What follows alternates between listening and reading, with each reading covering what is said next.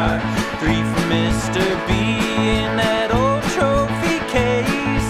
Number 4 still waiting for, well, bring on the chase. Out on the field at Mile High, Broncos win is our desire. Coupled with Breck, Brew, and a friend, bleed orange and blue to the bitter end. Come and join us, DNVR. We are DNVR.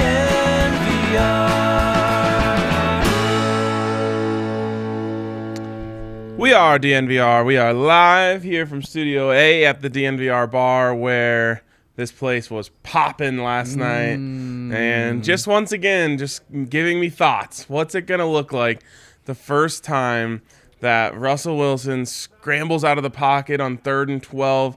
He's looking right. Oh, he looks back left. Here comes Courtland Sutton over the middle. Boom, hits him. Courtland breaks a tackle, 60-yard touchdown. Touchdown! This place is going to be going crazy. Why, Ryan, we have glass up here in the studio. I'm afraid it might shatter. Yeah, I don't know. It's pretty good because you've got Adam and Vogt banging on that glass all the time. That's very true. You're saying I can't bang as hard as they can? Pause. Maybe I'll body slam it. How about that? There you go. You could probably throw yourself into that and it would still hold up just fine. Anyways, I want to tell you guys that we are presented by MSU Denver, MSU Denver online, msudenver.edu/online, where you can go out and check all they have to offer. They have lots to offer, 450 total classes, 75 plus online and hybrid programs, something for everyone over there. And if you're looking to work a full-time job, while getting an education, there's no better place to do it than MSU Denver, because MSU Denver students work twice as many hours as students attending any other Colorado institution. Sorry, I just hit my mic there. Let's go, Ryan. George Paton is heating up. Yeah, I'm excited, man. This is exciting stuff here. And George Paton looks like he's making all the moves that he wants to make. I love the DJ Jones signing. That feels like a classic Paton move, right? Yep. It's like getting this guy that maybe doesn't have quite as much fanfare, and then the more you dive in, the more you realize just how good this guy is. And one of the reasons why I love him, Ryan, is he was part of a stacked defensive front there in San Francisco. I mean, they had, I think, four first-round picks on that defensive line, outside of DJ Jones at one time in the past couple of seasons, yet DJ Jones wasn't taken off the field because he was such a key part of that defense. And you know what he did? He made everyone around him look better. DJ Jones has been overlooked his entire career outside of San Francisco, and now the Broncos say, we're not overlooking you, we're bringing you here, big fella. And he's a guy that can truly play two different roles with the Broncos because he's such a good run stuffer. He can be in the middle, but then also he can be at the edge if you want him to. So Mike Purcell, the Broncos hope that he's going to be healthy and can stay healthy. Haven't been able to count on that. If they need him to play that middle role, even though he's only 305 pounds, he can do that. But man, if he's your second run stuffer, that is just going to open up guys like Josie Jewell to make some big tackles. Yeah, and real quick on DJ Jones, I love that versatility. I love the run stuffing ability because it sounds like, again, they're going to want to play a lot of dime. And if you're going to do that, let's say you want to play dime on 2nd and 7. Well, you better have someone in there who can stop the run. Yep. Because you can't afford to, give up 6 or even 7 or 5 on that 2nd and 7. You got to make sure you can stuff it. So there you go. You like that. Like I said, it feels like a classic Paton move to go get someone who you go, okay, I've heard that name. And then you dive in and you're like, oh, wow, second best run stuffing grade in the NFL last year per PFF. So nice move there. Then you move on to Randy Gregory, by far the most controversial move made so far. And Ryan, you say that DJ Jones was the classic Paton signing. I'd say the way they went about getting Randy Gregory was the classic Paton way of doing it. And look, George Paton, we've said it. He's going to be aggressive. He's going to be in every conversation, but he's not going to just throw money around where he doesn't think it should be thrown around. And look, he was okay losing Randy Gregory. And isn't that, outside of a quarterback position, shouldn't that kind of be how you approach it, where there is a ceiling that you're willing to not go over for a certain player? Like a Von Miller. Maybe Von Miller wants $27 million a year, and George Paton said, okay, we love you. Or Chandler Jones, but we're not giving that to you, and I don't think those guys are going to make that much. But at a certain point, you do have to draw a line in the sand on players outside of the quarterback position, and he did that with Randy Gregory, because Randy Gregory last night agreed to a deal with the Dallas Cowboys. Word breaks this morning that a deal was done, and George Paton just said, okay, we're not going to pay over that price. We'll match the Cowboys, but we're not going to pay over. So he was okay losing them for that price. And then the Cowboys tried to do a little tricky things. Tried to pull the rug out from under him. Exactly. They tried to say, okay, we're going to put more clauses in here that we originally didn't agree on. And I love that Randy Gregory just said, flipped him the bird, said, no way, we're out of here, and then immediately signs with the Broncos. You don't get to do that after the contract has already been agreed upon. What's an agreement if it's just going to be changed? If it's going to be changed. Huge miss there by the Cowboys, and their loss could be the Broncos' gain. Now, you said this was the classic George Paton runaround. I say DJ Jones, classic George Paton signing. Randy Gregory, and I don't mean this in as negative as it might be taken, classic Elway signing. This is a high upside, high risk move that if you hit on it, you're going to look like a genius, and if you miss on it, it's gonna hurt. It's gonna sting.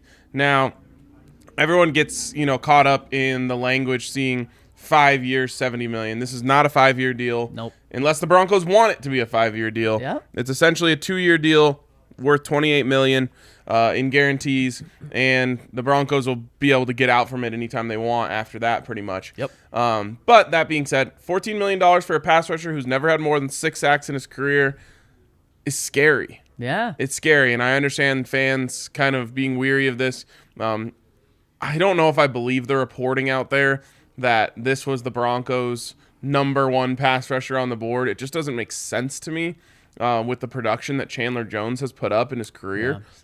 Here's what I can say from what I heard is he and Chandler Jones were their top 2. From what I heard, Chandler Jones seemed to be their 1 and Randy Gregory their 2. But I will say Randy Gregory was higher on their list than Von Miller and Hassan Reddick. And I don't think Reddick is a big surprise, but Von Miller, the Broncos, as of this morning, had not made a call on him, yet they were in talks with Gregory yesterday. Yeah, I mentioned this, on our quick little breakdown after the Randy Gregory signing. The Broncos didn't want Von Miller. Yeah. Sorry. Yeah. I know some people that's going to drive them crazy, and I get it. Von Miller is a Broncos legend. He's very possibly, if not definitely, on the Mount Rushmore of all-time Denver Broncos. Yep. So wanting him back, I don't blame anyone for, and being bummed that the Broncos didn't want him back, I don't blame anyone for. With that being said, for whatever reason, and I'm not going to try and pin anything on anyone here, for whatever reason, the Broncos did not want to bring Von Miller back. I think they would have entertained the idea had Plan A and Plan B fallen through, but it was not a priority for them at all. Tell me if I'm crazy for this, Ryan, but among those top 4 edge rushers that were available in free agency this year, can I make the case that Randy Gregory has the highest ceiling? Because I tried to in my head earlier, and then I thought, I can't get over 6 sacks. But here's how I'm going to make that argument.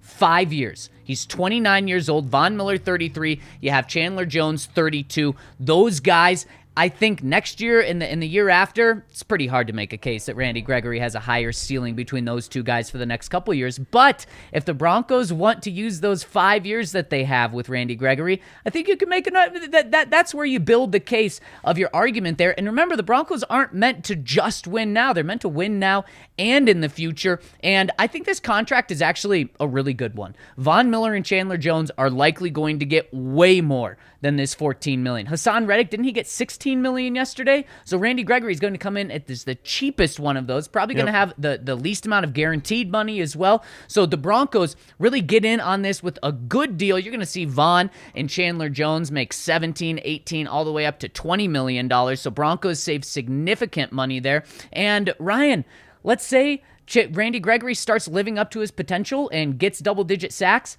In 3 years, when they still have him under contract for 3 more years, $14 million for an edge rusher is going to be an absolute bargain. I mean, at that point, we're probably going to be talking about how a sack is worth $2 million a sack instead of just 1 right now. This kind of, the reaction to the dollar figure on this kind of reminds me of like when people found out that Case Keenum was going to make $18 million a year, and they were like, that's insane. And it's like, he's like the 21st highest paid quarterback. Right. Yep. And like, if you go around and look at edge rushers, I'd be curious to see where Randy Gregory falls at $14 million a year. It is not a crazy number. It does not add up with what we say about sacks in millions. Not even close. It doesn't. The value's not there right now. No, it is not. But like you said, if he comes out and he is productive and he's able to take advantage of the fact that this team is going to be in a lot of leads and he's going to be able to rush the passer and he's going to be able to hopefully team up with Bradley Chubb to get after the passer, then this thing could be a really great deal if he produces. We know he gets pressure. If he can get sacks, then this will look like a great deal. But it's not a crazy dollar figure for an edge rusher in 2022. No, and you said he gets pressure. So the most sacks he's ever had, and if you want to look at this in a negative light, you'll say the most sacks he's ever had is 6 in a season. He's done that twice. One of them was last year. And he's only had 16 and a half sacks in his entire career. Ryan, he was drafted in 2015. But if you look at the numbers, according to PFF, he had the 11th best pressure rate among all edge rushers, 93 of them last year. So he's a guy that gets pressures. Now he just needs to turn those into sacks, and that's why he's getting paid this amount, is to get those sacks, is to get those game-changing plays. But Ryan, he has 8 forced fumbles in the past 3 years. That's among the best in the league. So while he doesn't have the impactful plays that sacks are, he is getting after the quarterback, and then he's having arguably an even more impactful play in terms of forcing fumbles. Yeah, I mean, again, it's a gamble. They're gambling a little bit here. And it's fine. You're allowed to take gambles. You just have to win more than you lose, right? We know this as we spend lots of time over at DraftKings Sportsbook. You just have to win more gambles than you lose if you're going to be a gambler. And Ryan, I have that number for you really quick. Where do you think $14 million per year for edge rushers is in the NFL? I have no idea. It's a good number. 22. Yeah. He's tied as a 22nd, and that's when he signs the contract. Usually you see this in year 3 and 4 where they really slide creep down. Yeah. He's going to be in 3 years when the Broncos can cut him or keep him for a reasonable price. He's going to be in the 40s, 50s. And now if his production's there and the Broncos want to keep him, he may say, all right, time to pay up. I've earned this. And that may happen. But the fact that he's the 22nd highest paid edge rusher, you'll take that. Yeah. I mean, again, it's a little bit of a risk. It's a guy who has talent and upside for days. Yep. And it's someone who, again, when we say in Paton we trust, we have to stand by that. Everything he's done to this point has given you no reason to not believe in the moves that he makes. Right, exactly. And so give him the benefit of the doubt, and we'll see what happens. Yep, exactly. And so far, he's earned all of that, Ryan. And so right now, what the Broncos have done, it seems like they've made 2 big splashes by spending $10 million on a defensive lineman. That's $1 more million a year than they spent on Shelby Harris last year. Spending $14 million on Randy Gregory. It's $4 million less than they spent on Von Miller last year. So they are throwing money around, but it's not like they're getting crazy with the money they're throwing around. They're going to be able to have money in future years to spend, and they also spent $5.5 million on Josey Jewell. Ryan, we saw it last year. We talked about it. Josey Jewell is a guy who was off to a fantastic start to last season, although it was short because he tore his pec. We weren't sure if he was a Vic Fangio guy or a Denver Broncos guy. It's clear he was both, because $5.5 million for a guy coming off a torn pec, and it's 2 years, $11 million, $6 million guaranteed. I see a lot of people saying, okay, the Broncos need to make another move at linebacker. Why? Not another big move. They have Jonas Griffith as a backup. He was nice. Wasn't Baron Browning good enough to be the starter. He was awesome. I mean, I don't know why people are overlooking him. He's your starter. He was a 3rd-round pick last year that turned in to be an absolute stud. And Josie Jewell, you're not paying him $6 million this year to be a backup. No, he's your starter. Now, maybe what you do is you go in the draft and in the 3rd round again, you get another inside linebacker to develop to maybe take Josie's place next year or the year after when his contract is done. But you have your starting inside linebackers, Baron Browning and Josie Jewell. Yeah. And you don't feel terrible about that. I mean, you don't even feel bad about that. I feel pretty good about it. Is that the weak spot of this defense? I think it has the lowest upside of this defense, but it's not weak. You know what I mean? Right. Like, Josie Jewell is so dependable, and he's really strong when he's out there, and he very rarely like misses a run fill, which, by the way, that is something that I never valued that much in the NFL until that Browns game last year. Oh my! And now I have to like look at players and say like, how do they fill the run? Right. Because if they're missing the gap constantly, it's really tough to put them on the field. That's something you normally talk about in college, and it popped up a lot for the Broncos last year of just straight up missing the fill. Missing the fill as in Phillip Lindsay? No. Oh, okay. Just not being in the right gap in the run game, it almost never happens to Josie. Right. And then Barron is he's the wild card there. Showed a ton of upside last year, made some really good plays, showed that he was absolutely worthy of that 3rd-round pick, and was part of a class that won George Paton an award for having the best draft class. Ryan, George Paton's thinking along your lines. He's saying, man, it's not sexy, but how do I fit the run in free agency? Let me go get a run stuffer and DJ Jones, and let me go get a guy who can attack the runner once we get the run stuffer in front of him. That's exactly what they're doing right there. And, man, the Broncos' defense last year, by so many metrics, was really good, except when they had to have stops. They had to get teams off the field because they would just run the ball. And that's something the Broncos could not stop without Mike Purcell. Now they upgrade that big time with DJ Jones, with Josie Jewell back. Those are your guys. And I think you could definitely make the argument that the inside linebackers are the weakest position on the Broncos in terms of their starters. But, Ryan, I think that's a good thing because I think Josie Jewell is a damn solid player in the NFL. I think he's a good player in the NFL. And I think Baron Browning has a lot of upside, and I really liked what I saw from him. So I think this defense may not be getting as knocked down this offseason as we believed it was going to be. And here's the other thing that you're going to see from guys like Josie Jewell, Jonas Griffith, Baron Browning. You can go on down the list. Draymond Jones, Caden Stearns. A lot of these players are going to look so much better on a good football team. Right. Yep. It's really hard to look good on a bad football team. And that's something that the Broncos have been for many years now. Yep. All of a sudden, your team is good. And even from a defensive perspective, obviously everyone on offense looks worlds better with Russell Wilson.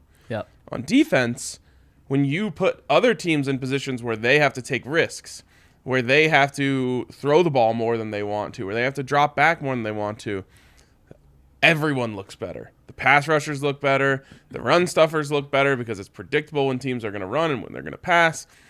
Everyone is going to look better. So we just scratched the surface with Baron Browning and Jonas Griffith last year. We saw Josie looking really good when the Broncos got off to that hot start. Look for every player on the team. I'm not even kidding. Every player on the team will look better next year than they did this year. Including Russell Wilson, which is awesome to say after he had 25 touchdowns, 6 interceptions last season, because he is finally going to be in a system that is about him.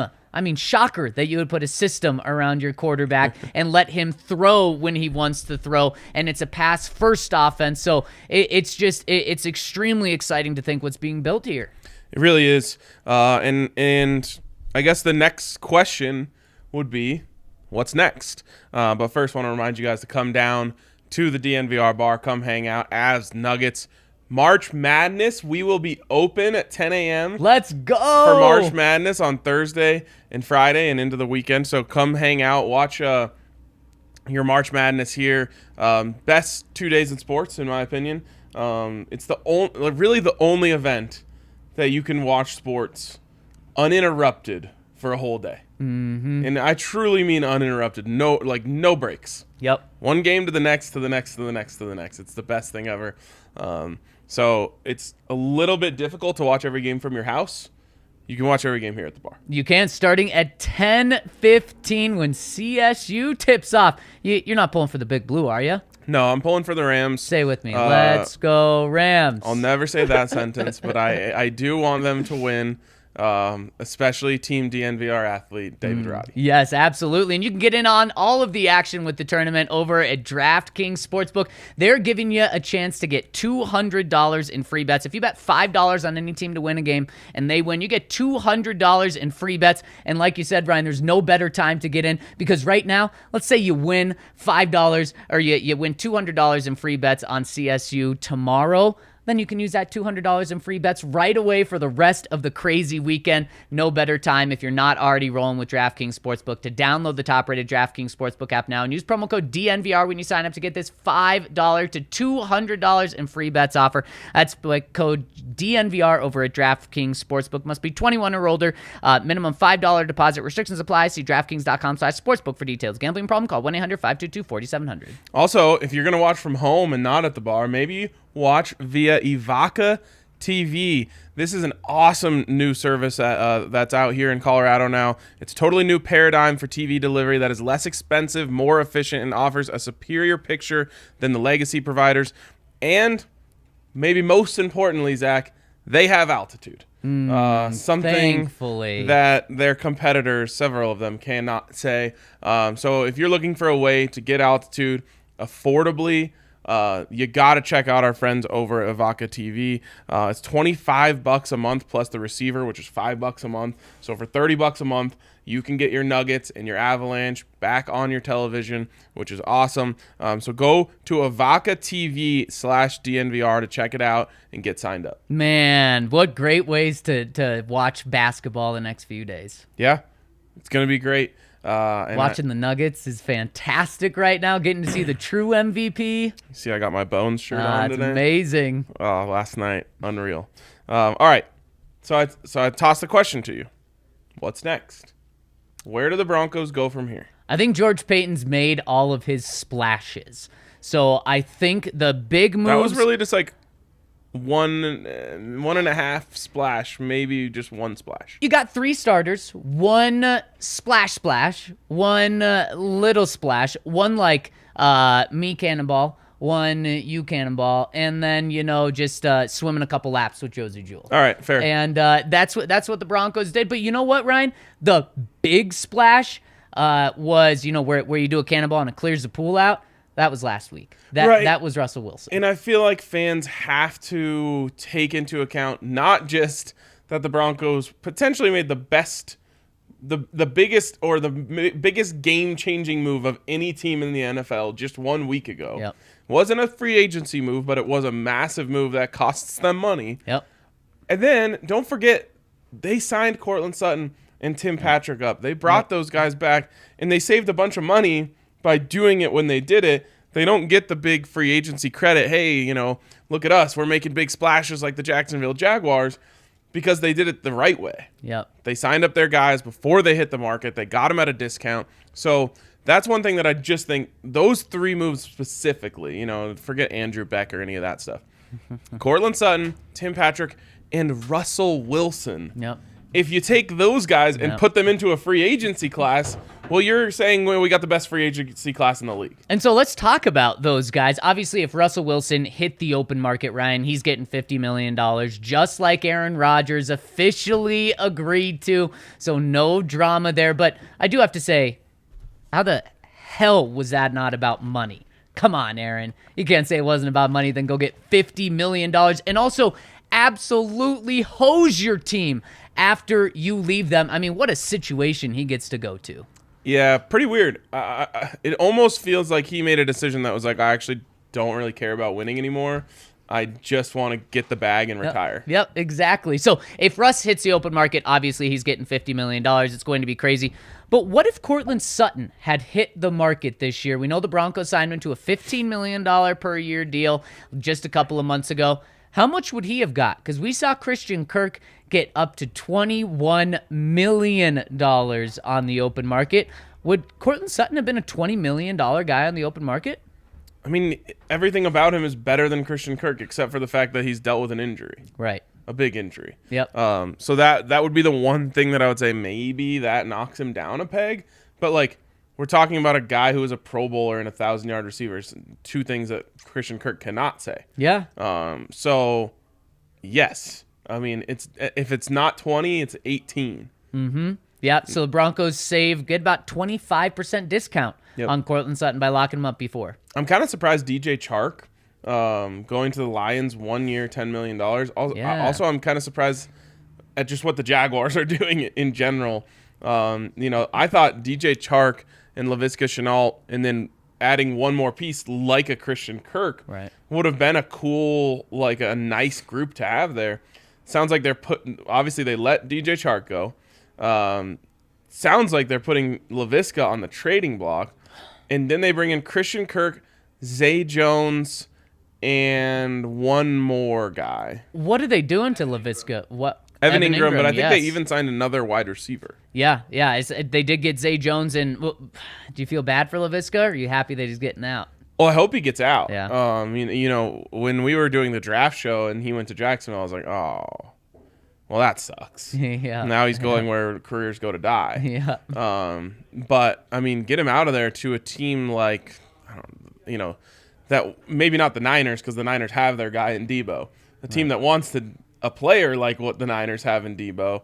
Allow him to come out of the backfield. Allow him to do the wildcat stuff. Obviously, get him the ball in space and just let him work and break tackles. Someone hopefully he does get out. And someone knows how to use him. Yeah, I totally agree. So Courtland Sutton, they save about 25%.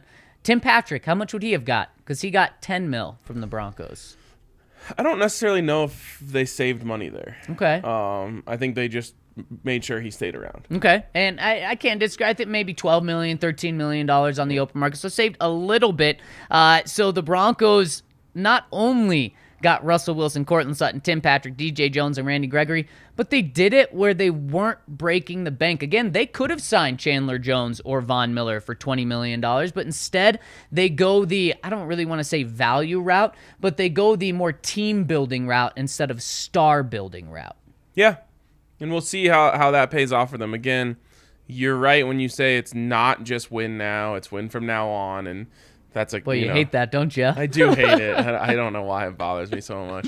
But you get the 29-year-old rather than the 33-year-old or the 32-year-old, and that does open your window up. Like, you can have Randy Gregory for 3 years. You expect him to play at the rate, hopefully an even better rate than he's played, but not decline because of age.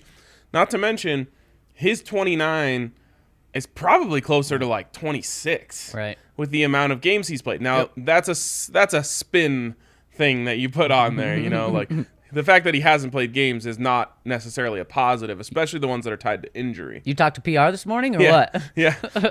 But it is true that his 29 has a lot less tread on the tires than the average 29, especially for a Von Miller or Chandler Jones. He came in 2015. If he would have played every single game from 2015 to last year, he would have played 113 games. That's a normal amount. Instead, he's played 50, and he started 12, and 11 of those were last year.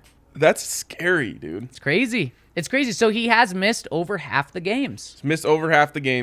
He has he's produced well in the games that he's played, which you like. But like I said, this has John Elway written on it. Bryce Callahan, or that's the one that's kind of worked out. But you look at some of the ones that haven't worked out. This is like saying Voldemort in Hogwarts, but Jawan James.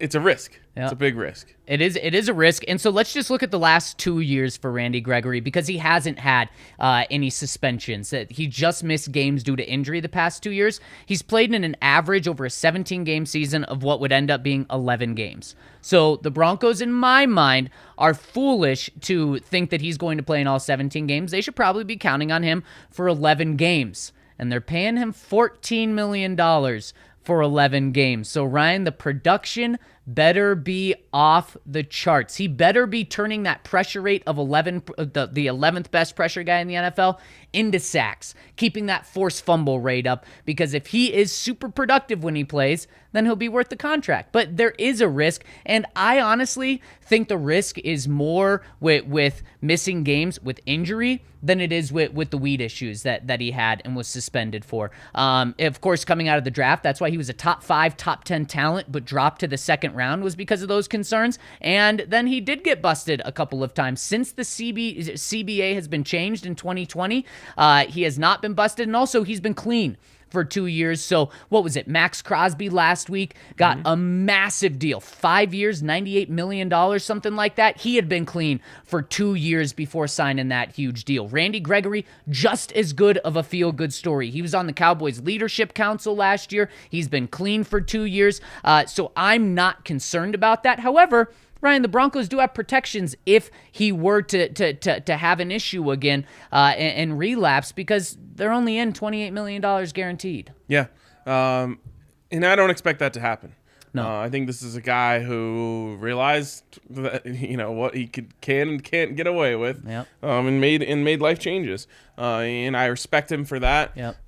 Now I'm much more actually I'm 0% concerned about that. I'm not either. I'm much more concerned about on-field health. Yep. And we'll see if the Broncos, and that's not something that you can count on or predict or anything like that. You can only use the past to predict the future when it comes to whether guys get hurt or not.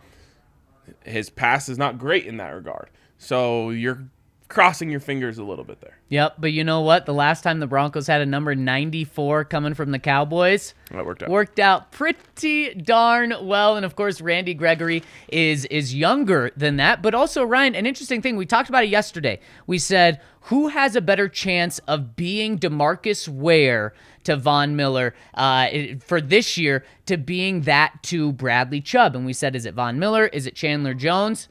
Where does Randy Gregory play in this? Is Randy Gregory going to be that figure for Bradley Chubb? Bradley Chubb doesn't need it off the field by any means, but to help him take that next step in his career like DeMarcus Ware can, or is Bradley Chubb going to have to do that on his own? Well, all the reports about the leadership from Randy Gregory are really good. Mm-hmm. So maybe he can come in and lift Bradley Chubb to another level. I don't know what Bradley Chubb needs in that category, though. It's not as if he's a knucklehead, right, for lack of a better term. Right. This is a guy who was, I believe, a captain in college. He has nothing but great marks in the community, all that stuff. It's not like he needs to grow up, I don't think. He needs to produce. Yep. And so maybe that's a coaching thing that can help unlock him.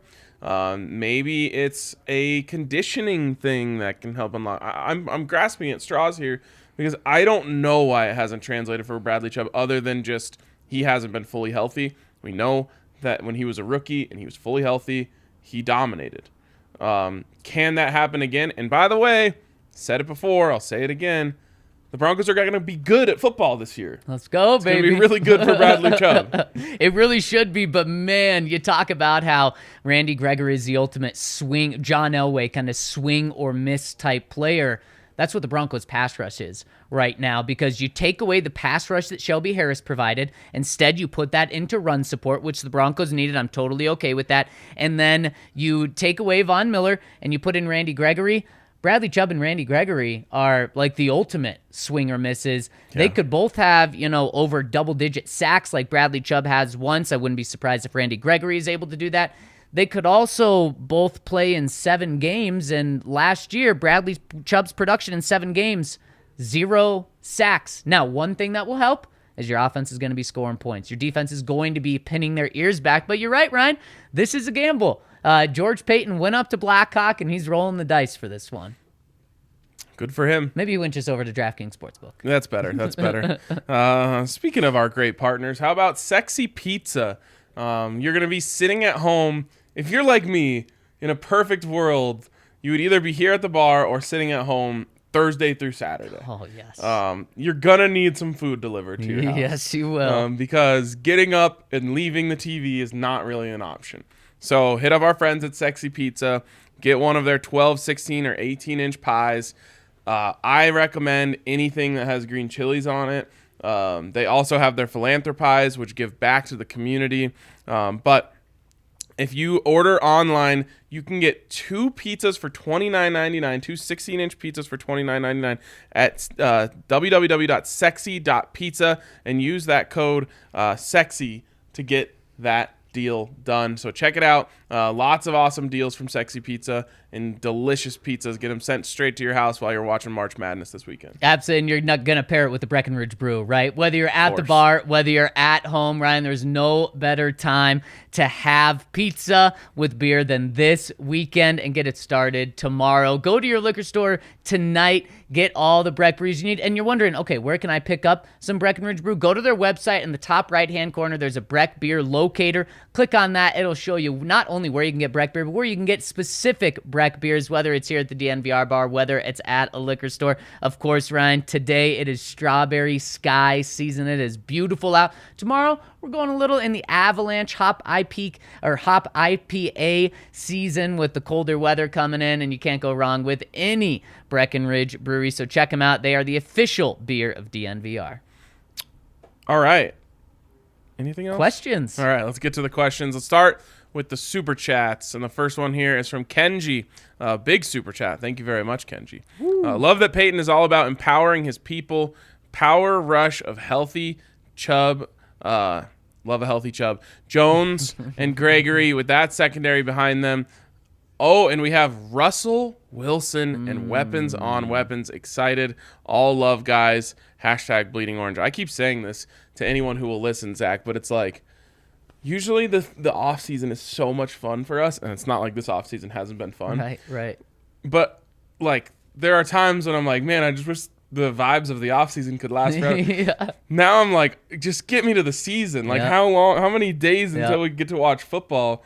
Because I just think of all these things that we're talking about, and I think of the way that all these players are going to play better, and Jerry Jeudy's going to be lighting people up out there, and, you know, Cortland Sutton's going to be catching 40-yard jump balls in the end zone and all this stuff, and I'm just like, I can't wait any longer to see this. Like, can we just start the season tomorrow? Yeah, and then you know what? In a couple of years, we're going to be saying, oh, we don't really need the season. I just can't wait till playoffs rolls around because you're pretty much guaranteed to be there.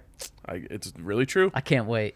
All right, next one's from Sean, who says, Chargers get Mac and we get Gregory. Not the biggest fan of this signing. Was mad at Paton we didn't draft Fields.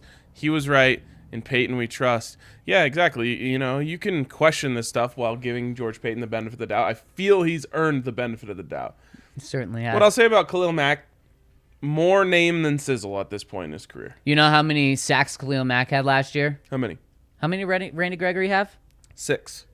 6. Yeah. Khalil Mack had 6 sacks as well. Yep. And he's same sort of thing. Injured a lot over the last couple years. Has not been the Khalil Mack that we knew from the AFC West. The last time he had 12.5 sacks, it was his first year in Chicago. That's the first time he had the last time he had double-digit sacks, I should say. And wasn't that the Vic Fangio, Matt Nagy, Coach of the Year whole thing? Yep, exactly. Now, I do think Khalil Mack is going to have a resurgence there with Los Angeles, but we're not talking, and we've never talked about Khalil Mack being an 18-sack guy. The most he's ever had is 15. Yep, and I mean 15 is a crazy number. But and what, four of those came against the Broncos and Michael Schofield, his now current teammate. There you go. He's going to look great in practice. He certainly will. No, I think Khalil Mack is going to be a very solid player for them.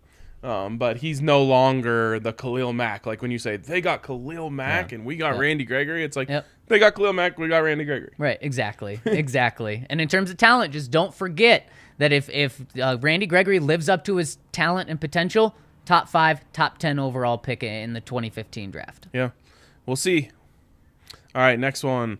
Also from Sean, is there cap room for Wagner since Russ wants him? What's going on there, Zach? Really weird stuff going on with Bobby Wagner. There's reports that the Broncos really want him, that the Broncos are really interested. Then from behind the scenes, a lot of people are saying the Broncos aren't interested. Then there's a report that's saying Russell Wilson really wants him. Then there's reports saying Russell Wilson and Bobby Wagner do not like each other. I mean, who knows what's going on? The Broncos, as we say, the cap is fake. The Broncos could absolutely make this happen if they wanted. However, if they want to play kind of by the rules of the cap and not manipulate it to hurt themselves in the future, probably not enough room for Bobby Wagner on a big deal. And I have to imagine with all the interest that Bobby Wagner's getting, he's going to get a big deal. So I wouldn't expect Bobby Wagner to be coming to Denver. But who knows? I mean, there's literally people saying that the Broncos are very interested in him, and there's people saying that the Broncos are not interested in him at all.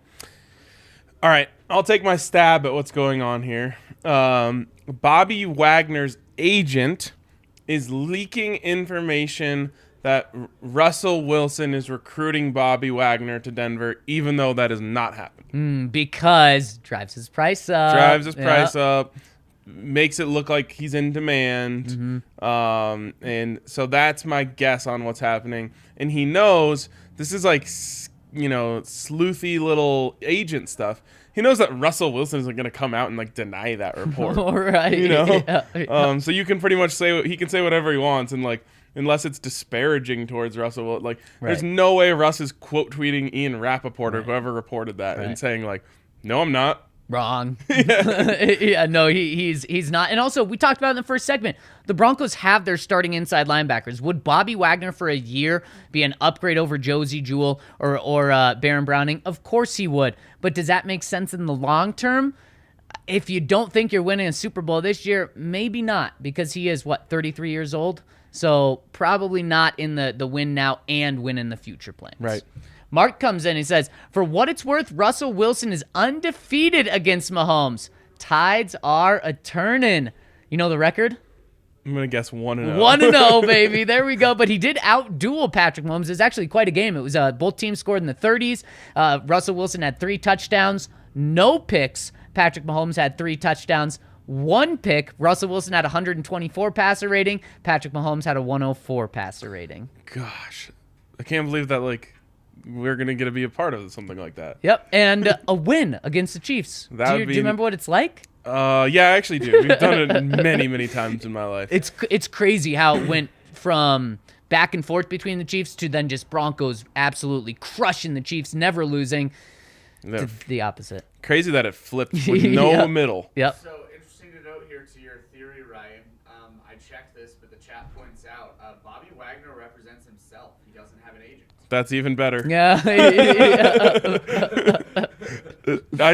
My point stands completely. Bobby Wagner's agent is leaking that info. Yep. I love it. That's funny. Good for him, man. I hope that all works out for him. You know it's going to.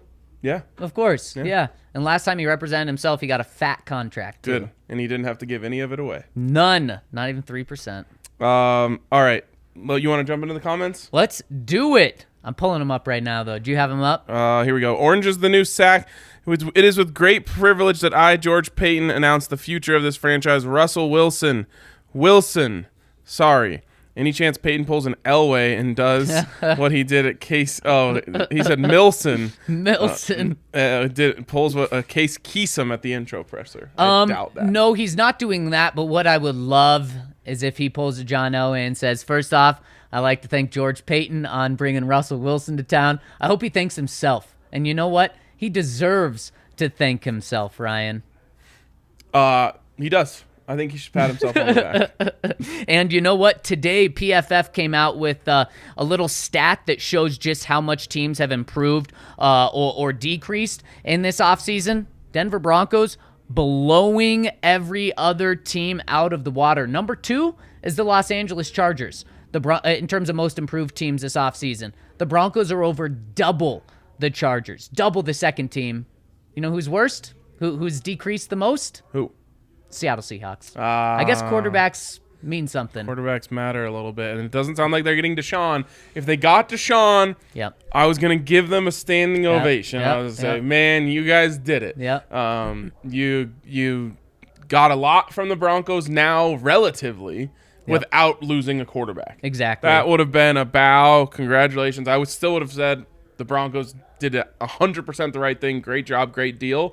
But the Seahawks would have ended up better off. Right. If they don't get Deshaun, then they made a terrible move. They absolutely did, and it looks like the Atlanta Falcons are closing in on Deshaun Watson. They have a lot of interest in him, and he has a lot of interest in them.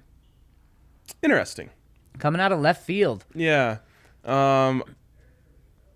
My take on this is he would look best in a Saints uniform. But do you want to go to the Saints when they're all messed up right now? No. You don't. I'm just saying from a pure aesthetic standpoint. That's how you are. You're the face punch guy, so of course you'd be thinking that way. But I mean, like, Russell Wilson looks best in a Broncos uniform. He does. Can't wait to see it either tomorrow or Thursday, Ryan. All right. Next one coming in from Orange is the new sack. He says, it's with great... Nope, we got that one. We got that one.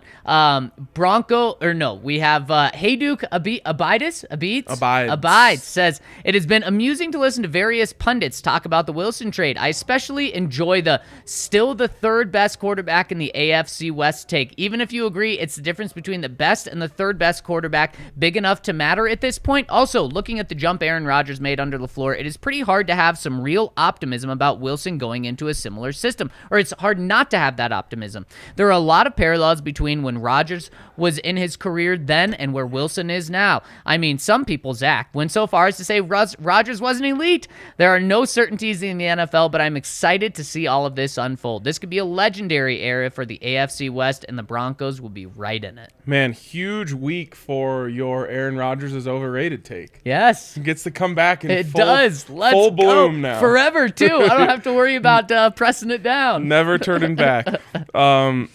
The third best quarterback in the AFC West thing is ridiculous to me. How could someone who's never even made the playoffs be better than someone who's won a Super Bowl and been to another one? It's just projecting where you think they're going to go, and people that think Russell Wilson is coming down, I would say that's not the case. I think he's only to continue to get better because he is 33. He has plenty of time to get better. We saw Peyton Manning. Imagine saying Tom Brady was heading down at 33. And how crazy you'd be. Say that same thing about Peyton Manning. Yeah. You'd be crazy to say. Yes, exactly. And Russell Wilson's getting better. Well, and it's not crazy to compare Russell Wilson, future Hall of Famer, to current Hall of Famers. Yep, it's not at all. It's not at all. And speaking of Hall of Famers, Massive Chubb comes in and says, buckle up, fellas. So I'm in the process of applying for a very competitive job that requires background checks, security clearances, and the like. After submitting my material 2 days ago, I woke up this morning to an email that said my social media content had been flagged for potentially offensive content. Uh-oh.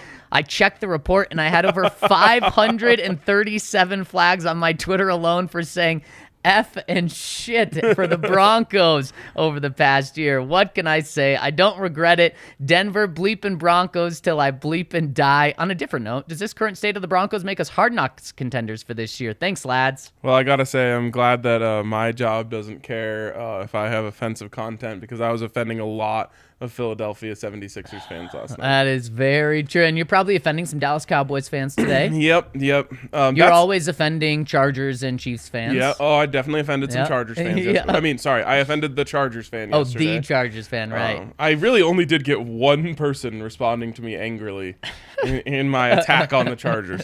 I'm lucky that I can offend people freely here. You think you have more or less than 537 flags? I'm trying to get like 537 tweets off today just about Jokic versus Embiid. There we go. I love it. Do we think this means that it took him out of the running for the job? I hope it didn't. I hope it didn't either. Because what I would say to this potential employer is passion matters. Yes. Passion matters. Yes. And you got to have people in your company that are passionate. Yes. And just because you throws a couple F-bombs around when the Broncos are effing up doesn't mean that you shouldn't bring them in. And if this is a sales job, what a great way to sell a company. agree. with that pitch right there. And in terms of Hard Knocks, the Broncos will not be forced to be on Hard Knocks because they have a first-time head coach. So if they don't want to be on Hard Knocks, they do not have to be. What about this, though? George Paton clearly doesn't mind cameras. Nope. He let a camera follow him for the entire coaching search. And we know Nathaniel Hackett is not afraid of the camera. No. The only one that I would say probably doesn't want this, Russell Wilson. And if he doesn't want it, it's not happening. Yeah, I don't think it's happening because what camera is following George? A Broncos camera. It's a Broncos camera, and the way that building has really gone quiet on things under George Paton has been pretty impressive. Fair enough.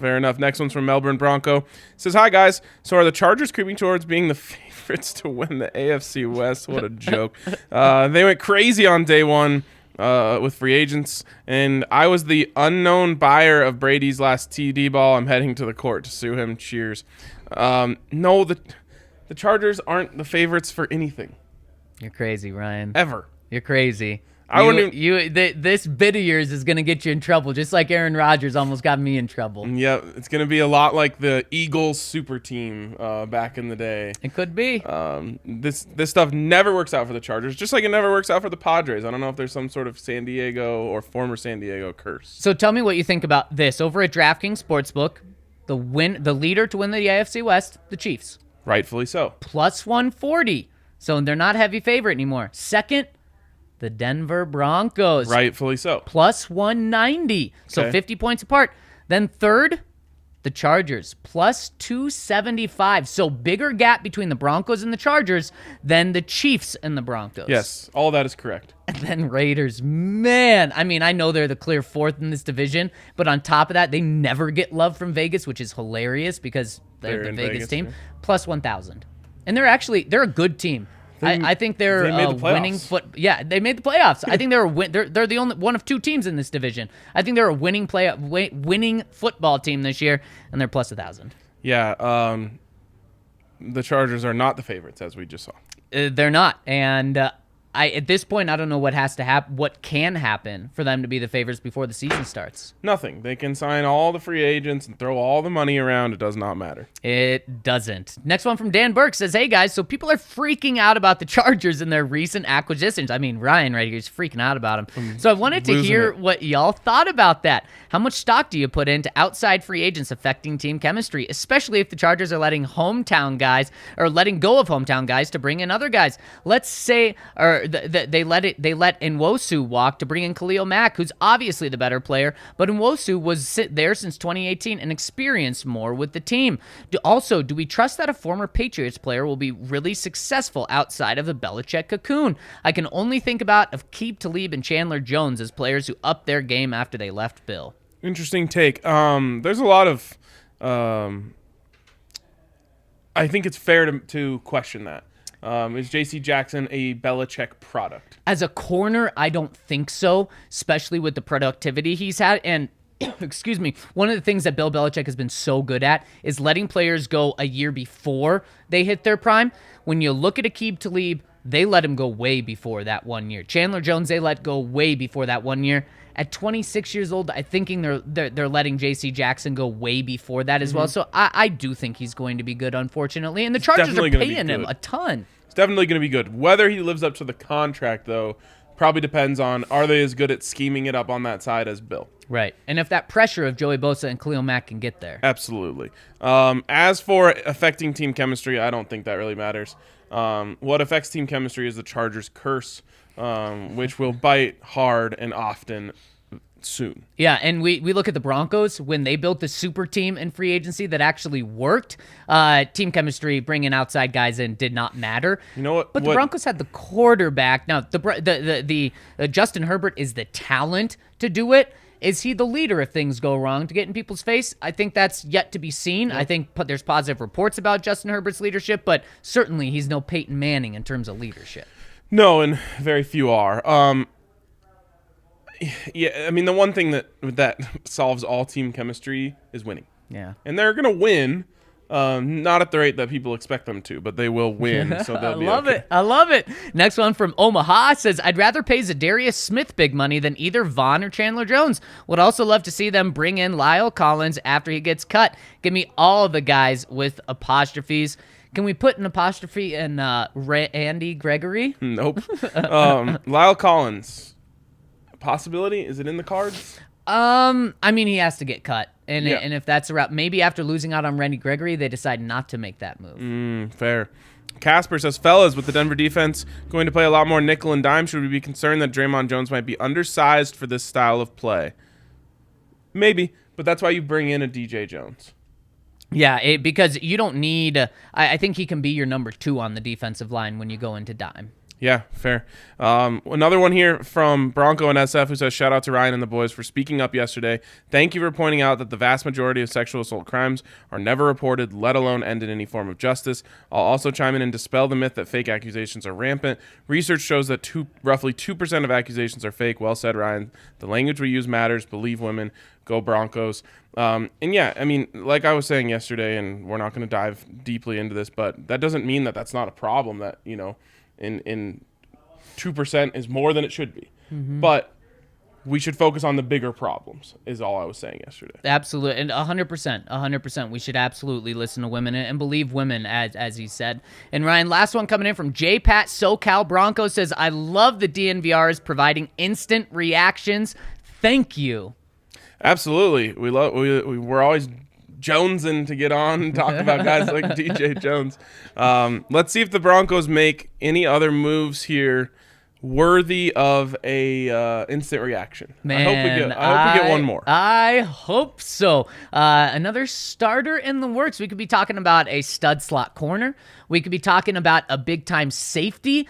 Tyrann Mathieu has been thrown out there by fans, I should say. I think it's going to be the Caden Stearns route. Right tackle is still a big hole there. Ryan, there's an opportunity for the Broncos to make another splash. I wouldn't be surprised. Maybe not today, but a name that people recognize that maybe has gone down in value in a day or two. Bryce Callahan was that guy a couple of years ago. They signed him Friday night or Saturday morning of that first week of free agency. Kyle Fuller, too, last year. Yeah, and that was 2 weeks after, I think. Something like that. When you see teams release players, and you know what? The Packers may have to release a player or two, and then you have the connection, just like Vic Fangio had the connection, Kyle Fuller. You could have that Nathaniel Hackett connection out in Green Bay to get a deal on him. And the longer that happens for a guy to get cut, the more their value drives down because people have less money. Exactly. People have less money. And if any of those moves happen, Ryan, we're going to be right here breaking it down instantly. So make sure to tune into our YouTube channel for that. And we got one last super chat here at the buzzer. Right tackle in free agency or draft at this point. Love y'all. Love you too. Both. I think it's going to happen both in terms of Bobby Massey after. So you're not really going to consider it free agency, but after the draft, I think the Broncos pick up a veteran tackle and then also draft one at some point. The Broncos haven't drafted an offensive tackle since Garrett Bowles in 2017. I'm not talking about drafting an offensive tackle in the first round. They've picked in any round. 36 players in those drafts since. Not one has been an offensive tackle, and they've struggled at offensive tackle. I don't know how that happens. 8 picks still left over for the Broncos? Yep. And 3 in the top 100. So while they did give up a lot, kinda, to get Russell Wilson, they still have a lot of ammunition. 5 in the top 115. That's really good. Really good. So plenty of area to get impact players. Right in that top 100 is kind of where you draw the line of delineation of, okay, in the top 100, you expect that player to contribute right away. Outside of the top 100, you don't. So even if you don't want to extend it to the top 115 and you just say that top 100, the Broncos should get 3 contributors in this draft. And we know that George Paton has an ability to find guys deeper than that too. So it's not as if the Broncos sold away all of their draft picks to get Russell Wilson. They still have plenty of ammunition to go and hit on more players there. Yep. Essentially what they did was they passed up on a Pat Surtain for this year and a Javonte Williams potentially in order to go get Russell Wilson. Solid deal. With keeping Pat Surtain and Javonte Williams. Solid deal. All right, guys. That is going to wrap it up here. Like we said, hopefully we get another instant reaction pod today, tomorrow. Who knows? But, of course, we'll be back with you same time, same place tomorrow on the DNVR Broncos podcast.